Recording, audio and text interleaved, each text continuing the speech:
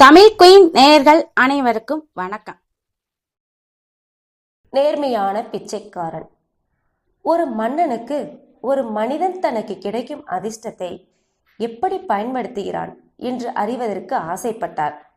அதை சோதிப்பதற்காக ஒரு நாள் 2 ரொட்டி துண்டுகளையும் வரவழைத்து விலை உயர்ந்த வைரக்கற்களை ஒன்றினுள் பதுக்கி வைத்தார்.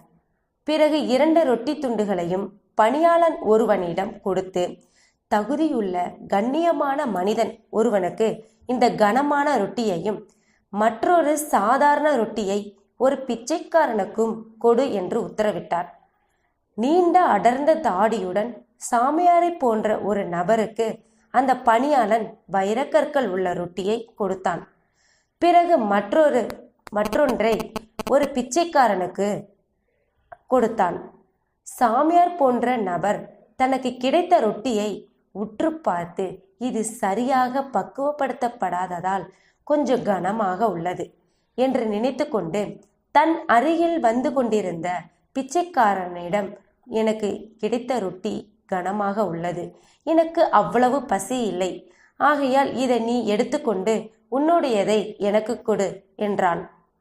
உடனே இருவரும் தங்களுடைய ரொட்டிகளை மாற்றிக்கொண்டார்கள்.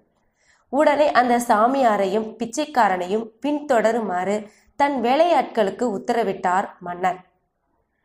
அன்று மாலையே மன்னனிடம் வேலையாட்கள் அவ்விருவரை பற்றிய தகவலை கூறினார்கள். சாமியார் போல் தோற்றமளித்தவர் தன் வீட்டிற்கு சென்று பொய்த்தாடியை எடுத்துவிட்டு ஆசை தீர ரொட்டியை உன்றுவிட்டு பிறகு பழையபடி தாடியை ஒட்ட வைத்து கொண்டு சாமியார் வேடத்தில் பிச்சை எடுக்க கிளம்பி விட்டதாகவும், தன் வீட்டிற்கு சென்ற பிச்சைக்காரன் தன் மனைவியுடன் ரொட்டியை உண்ணத் தொடங்கியதும் அதற்குள் இருந்த வைரக்கற்களை அவனும் அவன் மனைவியும் பார்த்தார்கள். வைரக்கற்களை நாமே எடுத்துக்கொள்ளலாமே என்று கூறினாள் மனைவி. ஆனால் அந்த பிச்சைக்காரன் அந்த ரொட்டியை அளித்த அரசு பணியாளர்களிடம் இதை பற்றிய உண்மைகளை தெரிந்து கொள்ள வேண்டும். இவ்வாறு வைரக்கற்கள் உள்ளிருப்பது அவருக்கு தெரியாது என்றால் அவருடைய பொருளை அவரிடமே சேர்க்க வேண்டும். ஆனால் தெரிந்தே இவ்வாறு கொடுத்தார் என்றால் இவை அந்த சாமியாரை சேர வேண்டும், இதுதான் நியாயம் என்று கூறியதாகவும் வேலையாட்கள் கூறினார்.